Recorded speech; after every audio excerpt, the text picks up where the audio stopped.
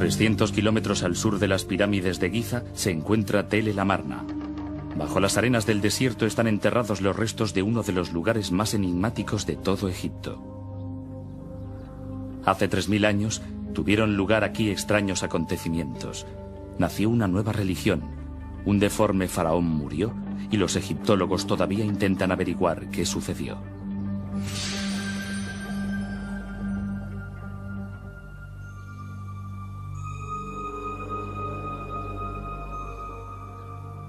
A finales del siglo pasado, Sir Flinders Petrie, el fundador de la egiptología moderna, descubrió una gran ciudad perdida en el desierto. La ciudad tenía todo lo que él esperaba. Había templos, palacios, amplias avenidas, pero faltaba alguna cosa.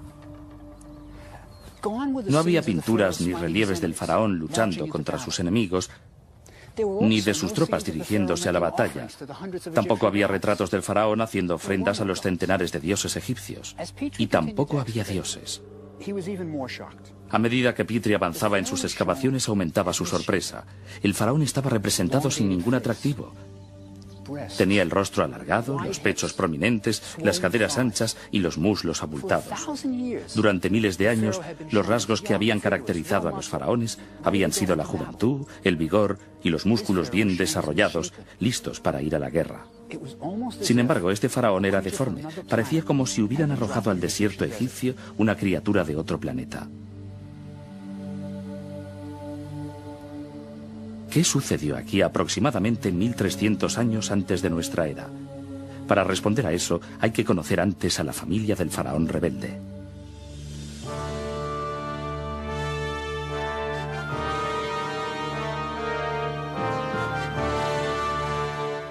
Egipto se hallaba en su época más gloriosa. El país nunca había sido más rico, más poderoso ni más seguro. A lo largo del Nilo, los egipcios construían grandes templos para adorar a sus numerosos dioses. Cuando los dioses se sentían complacidos, Egipto prosperaba.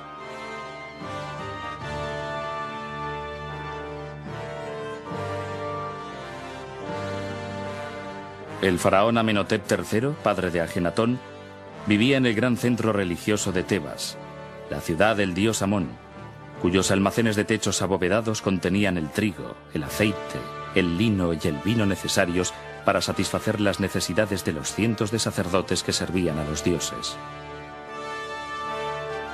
La religión era la principal industria de la ciudad, y justo en el centro de todo se encontraba Amenhotep III. Sus dos colosales estatuas todavía se pueden ver en la llanura de Tebas. Originariamente, esas estatuas guardaban un vasto templo hoy desaparecido. Toda la gloria y la riqueza de Tebas se verían pronto sacudidas por una revolución como nunca antes se había visto.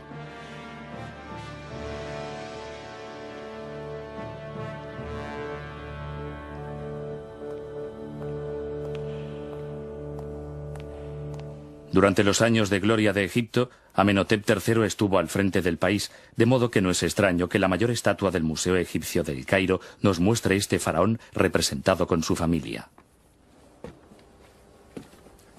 Este es Amenhotep III, y aquí está su esposa, la reina Ti. Tuvieron 6 hijos, y lo importante es cómo educaron a los niños. Había 4 hermanas. Aquí tenemos a una. La estatua es una especie de retrato de familia. Las 4 hermanas recibieron títulos importantes. También había un hijo, Tutmosis, que fue nombrado sumo sacerdote de Menfis. Y por último estaba Amenhotep, que había recibido el nombre de su padre. Sin embargo, él no aparece en la estatua, no aparece en ningún retrato real ni consta en los documentos y las crónicas del reino. Se trata de un auténtico misterio. ¿Por qué la familia real ignoraba completamente a su hijo más joven?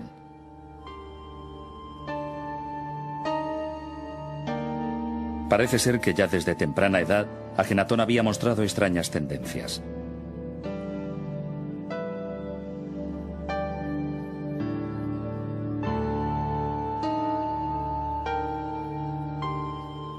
Mientras su hermano y sus hermanas recibían títulos y honores, nadie se acordaba del joven Amenhotep. Cuando el séquito real iba a los templos a hacer ofrendas al dios Amón, el joven Amenhotep se quedaba en palacio. Incluso Amón lo rechazaba.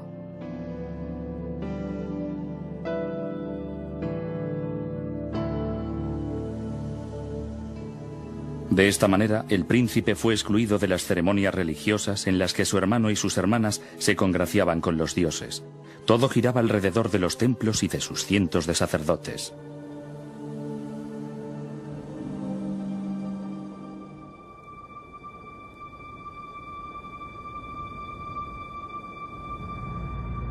Ese era el mundo que rechazaba al muchacho, pero las cosas iban a cambiar. Empujado por su ambiciosa madre, el chico marginado se situó en la cúspide del poder. Pero, ¿qué clase de faraón iba a ser aquel peculiar muchacho de 18 años?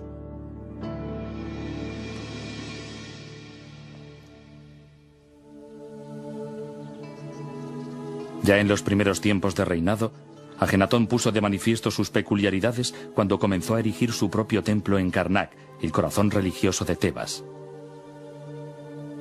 Karnak es un laberinto de templos que cubren más de 40 hectáreas. Construido a lo largo de 2000 años, cada faraón incorporaba al conjunto sus propios monumentos para ganarse el favor de los dioses. Cuando Ajenatón aportó su contribución, el pueblo de Egipto supo que algo fuera de lo normal estaba sucediendo. El recién nombrado faraón inició una construcción con un estilo artístico completamente nuevo y extraño. Ajenatón aparecía con los dedos de los pies alargados, las caderas anchas, los dedos de las manos extremadamente largos, los pechos desarrollados y el rostro alargado. Nunca se había visto nada igual en un templo egipcio. Pero las novedades no acababan aquí. Frente al templo se colocaron colosales estatuas del faraón que acentuaban aún más sus extraños rasgos.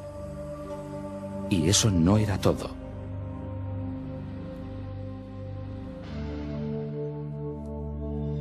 El templo estaba cubierto con imágenes de Atón, el disco solar, cuyos brillantes rayos se convertían en manos que sujetaban el Ang, símbolo de la vida.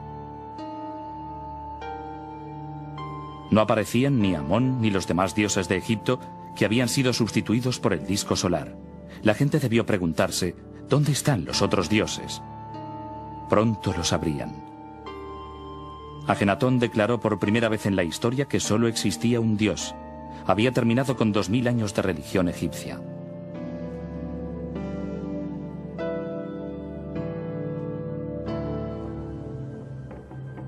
Había accedido al trono el niño rechazado. Pero como faraón, Ajenatón ya no podía seguir siendo excluido de las festividades religiosas, que además eran muy numerosas. Durante la fiesta de Opet, las estatuas de los 3 dioses principales de Tebas, Amón, Mut y Honsu, eran llevadas desde Karnak hasta el templo de Luxor.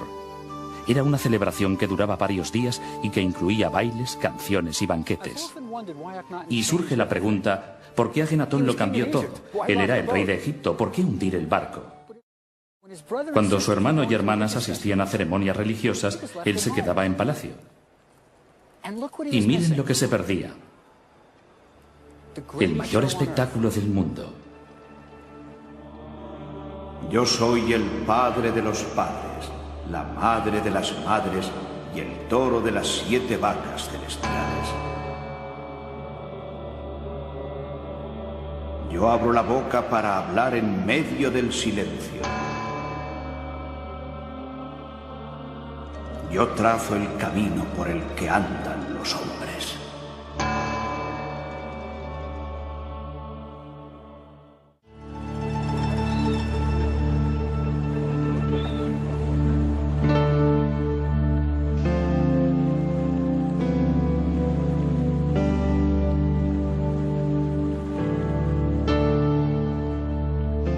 El lugar donde Ajenatón debía empezar su nueva vida le fue sugerido por el propio Atón en el 5º año de reinado.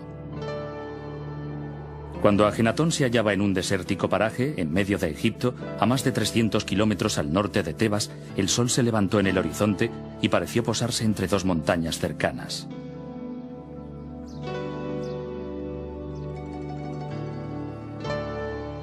El jeroglífico de horizonte era precisamente el sol descansando entre 2 montañas, y el horizonte representaba el principio y el fin. Era la señal que Ajenatón necesitaba para construir su ciudad soñada. Atón se le había aparecido y le había indicado que construyera su ciudad en el inhóspito desierto. Llamó al lugar Ajetatón, el horizonte de Atón. En los alrededores de la nueva ciudad, Ajenatón hizo esculpir estelas que marcaban sus límites y narraban la mística visión. Su majestad apareció montado en su gran carro de electrón, como Atón cuando se levanta en el horizonte. Ha sido Atón, mi padre, quien me ha dicho que construya la ciudad. Ningún funcionario me aconsejó jamás que eligiera este desértico lugar. Después de la revelación que Ajenatón había tenido sobre la construcción de su ciudad, seleccionó un pequeño grupo entre sus seguidores y los desplazó de Tebas al yermo desierto que Atón había elegido, el lugar que actualmente se llama Tel el Amarna. Reunió a los fieles en una de las estelas limítrofes del terreno, y mientras observaba la desolada llanura donde iba a construirse la nueva ciudad, realizó una ceremonia de adoración. Fue el sermón de la montaña de Ajenatón. El gran ser, Atón, ha ordenado mi vida. Es mi padre, al cual ningún artesano ha concebido.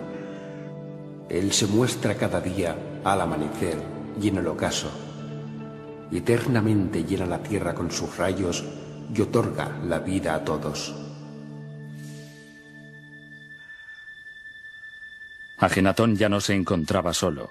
Ahora estaba casado con Nefertiti, una de las mujeres más hermosas de la historia. Tenía su propia familia, una esposa, 2 hijas y 4 más que vendrían. El niño rechazado había recorrido un largo camino. En la nueva ciudad la emoción debía ser incontenible. Eran los pioneros de una naciente religión, y el faraón era su líder. Hasta el cristianismo no volvería a producirse un sentimiento igual. Era un momento decisivo en la historia del mundo y Ajenatón fue el hombre clave. ¿Pero aceptaría el resto de Egipto la nueva religión del rey? Uno se pregunta qué pensaría que iba a sucederle en el más allá, si es que existía un más allá.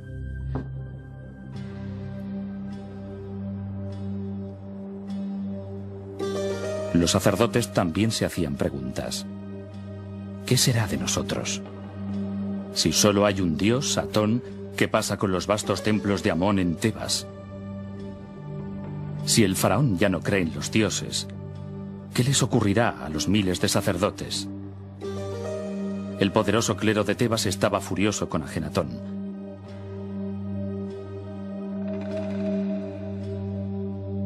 El faraón rebelde había declarado que sus dioses no existían. Se había ausentado de la capital religiosa de Egipto y había prometido no regresar jamás. Se habían acabado las ofrendas reales a los dioses. ¿Qué estaba haciendo Ajenatón?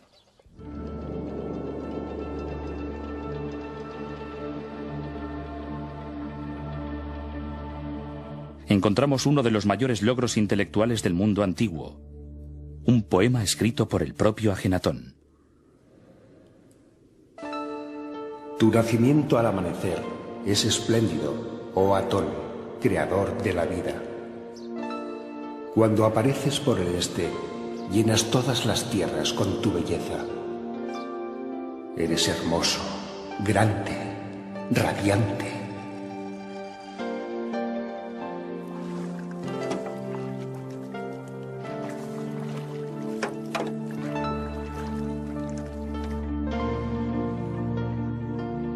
Cuando te pones por el oeste, la tierra está oscura, como muerta.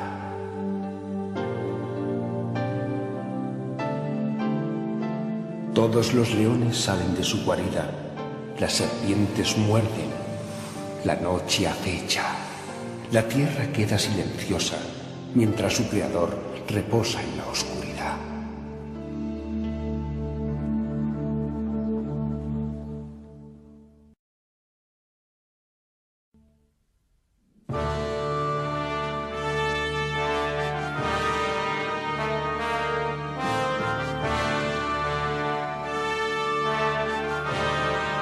La religión no fue lo único que Ajenatón cambió. 1000 años de arte desaparecieron repentinamente. Antes de Ajenatón, el arte egipcio apenas había cambiado a lo largo de los siglos. En la actualidad estamos acostumbrados a que los estilos artísticos cambien prácticamente cada año. Pero en Egipto se pretendía que el arte fuera eterno, por lo que había que evitar los cambios. La estatua de un faraón de 2500 años antes de nuestra era no es demasiado diferente de otra estatua de 2000 años más tarde.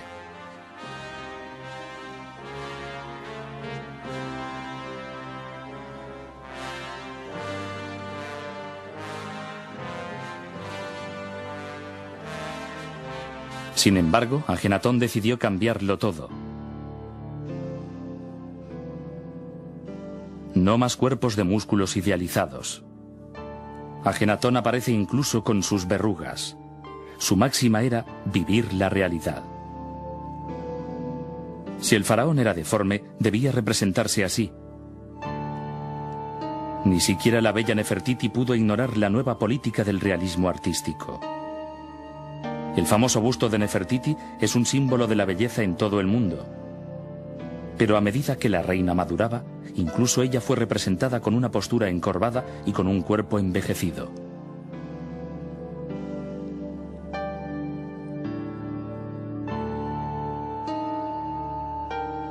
Se puso de moda mostrar a toda la familia real con cabezas alargadas.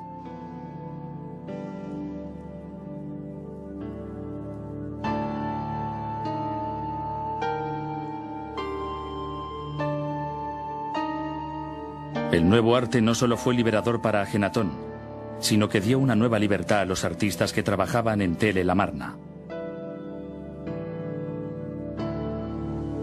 Los artistas tenían la posibilidad de expresarse como nunca lo habían hecho antes. Podían representar escenas íntimas de la familia real sin preocuparse por la tradición. Sus miembros aparecían besándose y tocándose o comiendo juntos. En el antiguo Egipto nunca se había expuesto a la contemplación del pueblo la vida privada del faraón. Pero Ajenatón también cambió eso. Era como si se invitara a los reporteros a fotografiar a la reina de Inglaterra cepillándose los dientes. De niño, en Tebas, Ajenatón nunca había aparecido junto a su familia. De hecho, no se le había representado en ningún monumento. Y ahora, en Tel el Amarna, podía superar el rechazo y decir: «Aceptadme tal como soy». Por primera vez en su vida, Ajenatón podía ser él mismo. La que probablemente fuera la avenida más ancha de la historia antigua fue diseñada para realizar procesiones de carros con Ajenatón dirigiendo el desfile. El niño rechazado había llegado muy lejos. A lo largo del camino, un puente comunicaba el palacio con la zona del templo. Allí, Ajenatón y Nefertiti se mostraban al pueblo desde el balcón conocido como la Ventana de las Apariciones y lanzaban ornamentos de oro y otros presentes a quienes querían honrar. La ciudad albergaba a más de 10.000 personas. Había funcionarios, sacerdotes, comerciantes, artesanos, barqueros y todos vivían con sus familiares.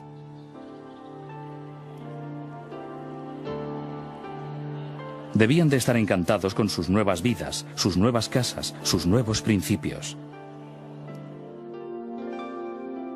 Pero después de 14 años de matrimonio, su hermosa mujer y compañera Nefertiti murió. Su otra esposa, Quilla, también había muerto. Nefertiti siempre había permanecido a su lado compartiendo sus sueños. A los 17 años de reinado, con solo 30 años de edad, Ajenatón murió y desapareció de la historia. ¿Sabremos alguna vez qué pasó en Tel el Amarna? ¿Era Ajenatón realmente como lo muestran las estatuas?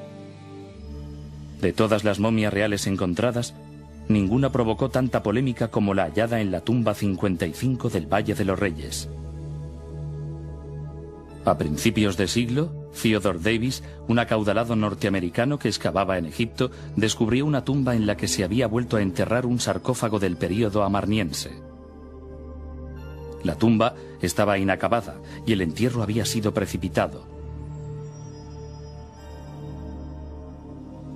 Contra un muro y en el suelo había paneles de madera dorada, y en ellos aparecía la dañada imagen de Ajenatón adorando al disco solar y el nombre de la reina Ti.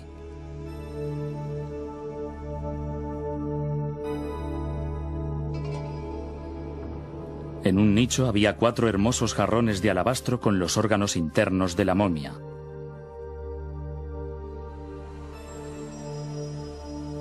En el suelo yacía un sarcófago que, a pesar de estar muy deteriorado, todavía conservaba restos de su pasada belleza. Estaba hecho con miles de incrustaciones de joyas y piedras semipreciosas en forma de alas protectoras. Sin embargo, los cartuchos que contenían el nombre del ocupante estaban destrozados. Todos los que participaban en la excavación de la tumba creían que serían capaces de identificar a la momia que había en el sarcófago una vez que hubieran levantado la tapa y examinado el cuerpo y las inscripciones de las vendas o de las joyas. Cuando llegó el día de desenvolverla, todos los presentes eran conscientes de la importancia histórica de aquel hecho. Iban a ser los primeros que, después de más de 3000 años, verían la cara de un rey o una reina de Egipto. Cuando apartaron la tapa del sarcófago, apareció una momia envuelta en láminas de oro. Pero cuando se disponían a desenvolverla, ocurrió algo que parecía propio de una película de terror. En cuanto la tocaron, se convirtió en polvo, dejando a los excavadores con un montón de huesos desarticulados en el fondo del sarcófago. Pero debajo del esqueleto, la última lámina de oro parecía tener el nombre de Ajenatón escrito en ella. La pelvis era ancha, como la de una mujer, y Ajenatón siempre había aparecido en sus estatuas con una pelvis ancha, y la cabeza era alargada, como la de Ajenatón. Todo parecía encajar perfectamente. Algunos de los presentes estaban completamente convencidos de que habían encontrado la momia de Ajenatón.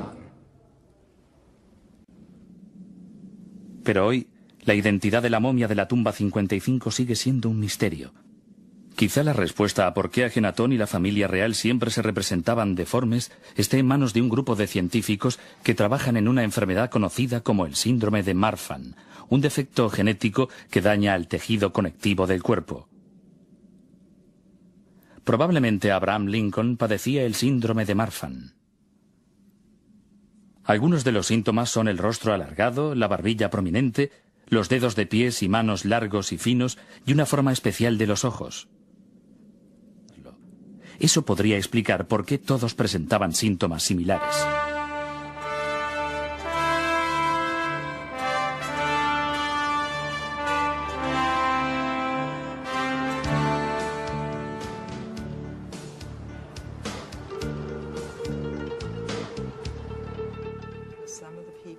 La doctora Jessica Davis es una de las más conocidas expertas del mundo en este síndrome. Este es nuestro paciente. Permítame preguntarle... Le reconozco. Ahora incluso yo sé quién es. ¿Hay algún rasgo que pudiera sugerirle el síndrome de Marfan si este hombre entrara en su consulta? Creo que los datos más indicativos son el rostro alargado. Esa cara tan larga, pero también se trata de un individuo guapo. Y estas son dos cosas que tendría muy en cuenta a la hora de observar a alguien que presenta esencialmente unos rasgos regulares, además de un rostro alargado y estrecho. Pero el diagnóstico del síndrome de Marfan no dependería en realidad del aspecto facial. Sí. Así que creo que es importante decir que hay gente normal que tiene el síndrome de Marfan. Gente cuyos rasgos faciales son normales, solo parecen algo góticos y más clásicos. El arte típico del periodo nos muestra las manos alargadas. Y permítame mostrarle una auténtica exageración. Se trata de una mano completamente anormal. Me refiero a los dedos. Esta elegantísima extremidad ciertamente indicaría un desorden subyacente del tejido conectivo, igual que estos larguísimos dedos. Y aquí podemos ver que tenía esta parte ligeramente dislocada, parece flexible. Permítame mostrarle un pie. Ante todo, vemos que se trata de unas extremidades muy delgadas. Si la mano y el brazo eran indicativos, el tobillo también lo es. Y aquí tenemos un larguísimo y elegante pie con largos dedos. Pero aún quedan algunos misterios.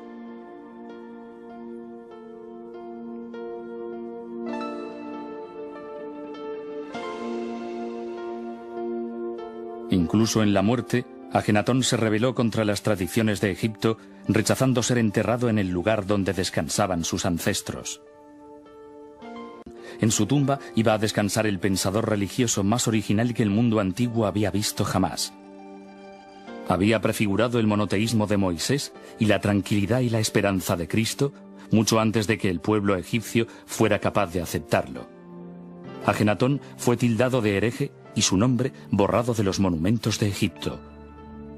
Sería de su joven hijo un faraón llamado Tutankamón, de quien en el futuro todo el mundo oiría hablar. El atrevido experimento del desierto había terminado. La efímera capital pronto fue cubierta por la arena. El egiptólogo norteamericano James Breasted dijo de Ajenatón: «Con él murió un espíritu que el mundo no había visto nunca antes.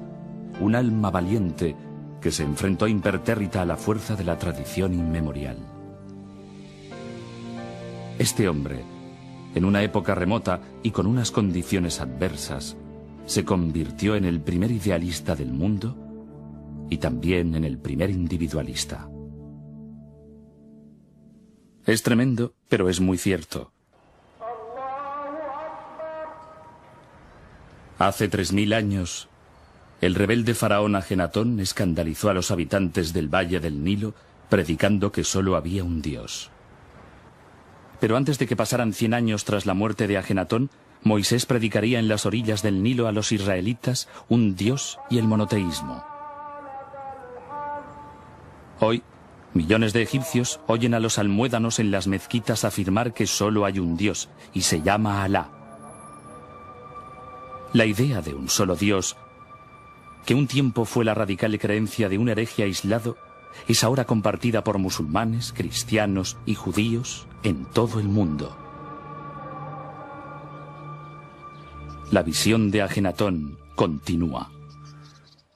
Ceremonias religiosas en las que su hermano y sus hermanas se congraciaban con los dioses. Todo giraba alrededor de los templos y de sus cientos de sacerdotes.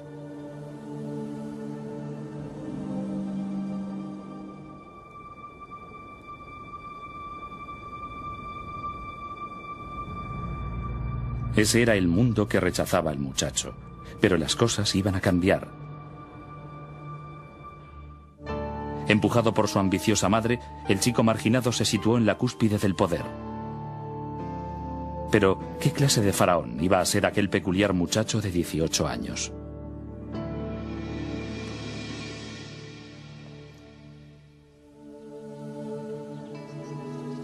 Ya en los primeros tiempos de reinado, Ajenatón puso de manifiesto sus peculiaridades cuando comenzó a erigir su propio templo en Karnak, el corazón religioso de Tebas. Karnak es un laberinto de templos que cubren más de 40 hectáreas. Construido a lo largo de 2000 años, cada faraón incorporaba al conjunto sus propios monumentos para ganarse el favor de los dioses. Cuando Ajenatón aportó su contribución, el pueblo de Egipto supo que algo fuera de lo normal estaba sucediendo. El recién nombrado faraón, dioso de Tebas, la ciudad del dios Amón, cuyos almacenes de techos abovedados contenían el trigo, el aceite, el lino y el vino necesarios para satisfacer las necesidades de los cientos de sacerdotes que servían a los dioses. La religión era la principal industria de la ciudad, y justo en el centro de todo se encontraba Amenhotep III. Sus dos colosales estatuas todavía se pueden ver en la llanura de Tebas. Originariamente, esas estatuas guardaban un vasto templo hoy desaparecido. Toda la gloria y la riqueza de Tebas se verían pronto sacudidas por una revolución como nunca antes se había visto.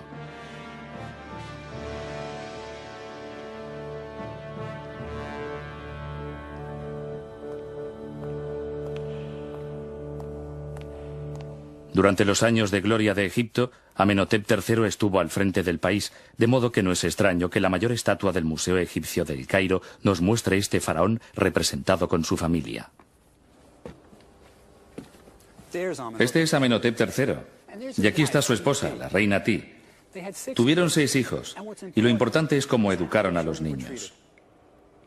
Había 4 hermanas. Aquí tenemos a una.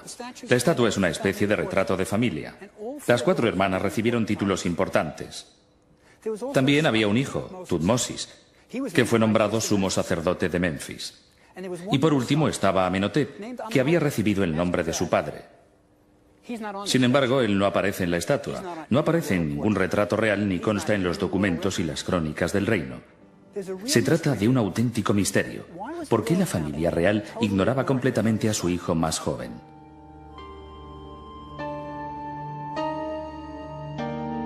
Parece ser que ya desde temprana edad, Ajenatón había mostrado extrañas tendencias.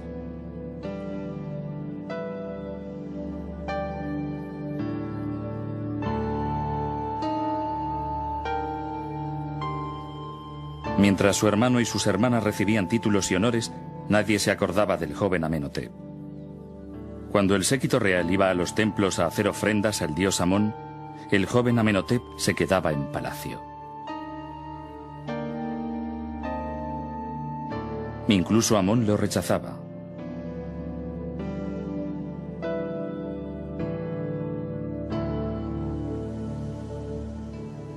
De esta manera, el príncipe fue excluido de las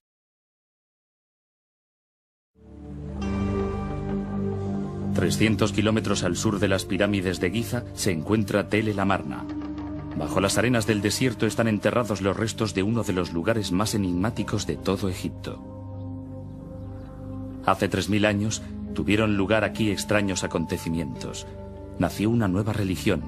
Un deforme faraón murió y los egiptólogos todavía intentan averiguar qué sucedió.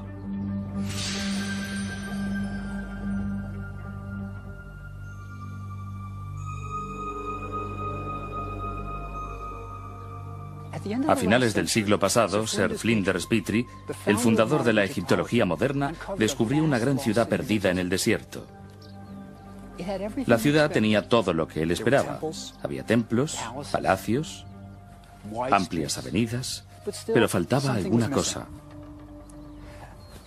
No había pinturas ni relieves del faraón luchando contra sus enemigos, ni de sus tropas dirigiéndose a la batalla. Tampoco había retratos del faraón haciendo ofrendas a los centenares de dioses egipcios. Y tampoco había dioses. A medida que Petrie avanzaba en sus excavaciones, aumentaba su sorpresa. El faraón estaba representado sin ningún atractivo. Tenía el rostro alargado, los pechos prominentes, las caderas anchas y los muslos abultados. Durante miles de años, los rasgos que habían caracterizado a los faraones habían sido la juventud, el vigor y los músculos bien desarrollados, listos para ir a la guerra. Sin embargo, este faraón era deforme. Parecía como si hubieran arrojado al desierto egipcio una criatura de otro planeta. ¿Qué sucedió aquí aproximadamente 1300 años antes de nuestra era? Para responder a eso, hay que conocer antes a la familia del faraón rebelde.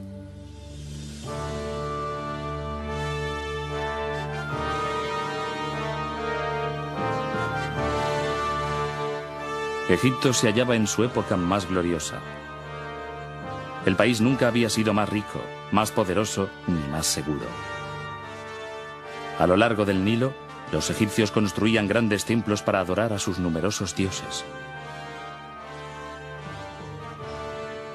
Cuando los dioses se sentían complacidos, Egipto prosperaba.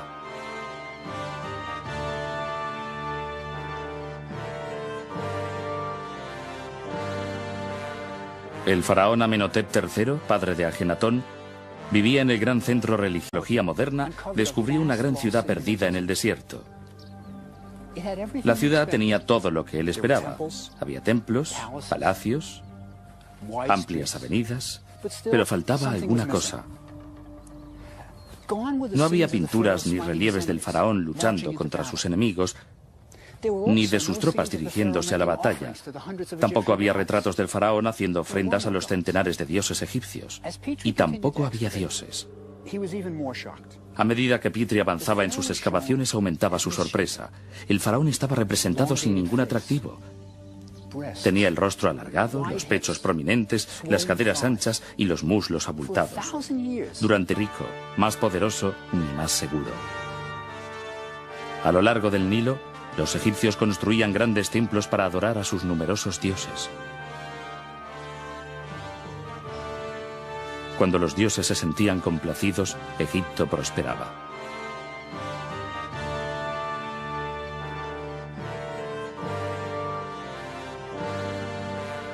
El faraón Amenhotep III, padre de Ajenatón, vivía en el gran centro religioso de Tebas, la ciudad del dios Amón.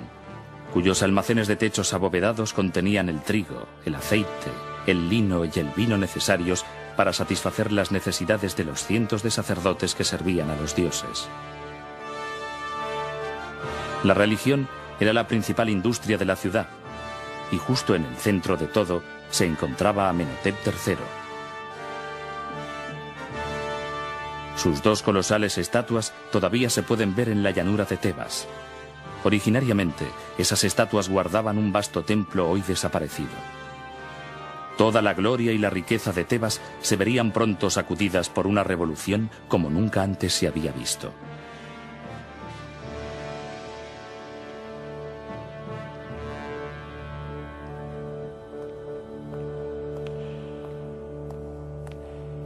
Durante los años de gloria de Egipto, a menos miles de años, los rasgos que habían caracterizado a los faraones habían sido la juventud, el vigor y los músculos bien desarrollados, listos para ir a la guerra.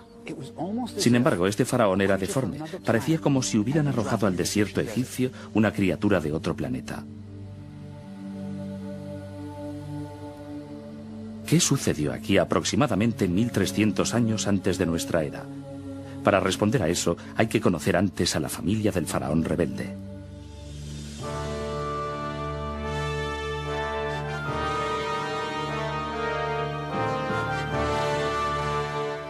Egipto se hallaba en su época más gloriosa. El país nunca había sido más.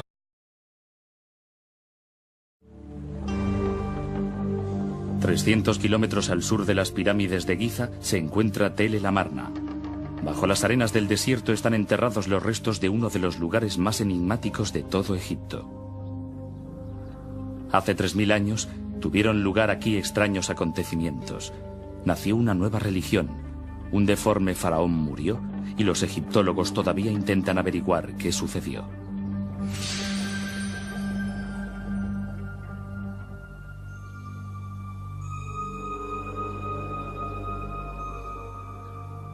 A finales del siglo pasado, Sir Flinders Petrie, el fundador de la Egiptología,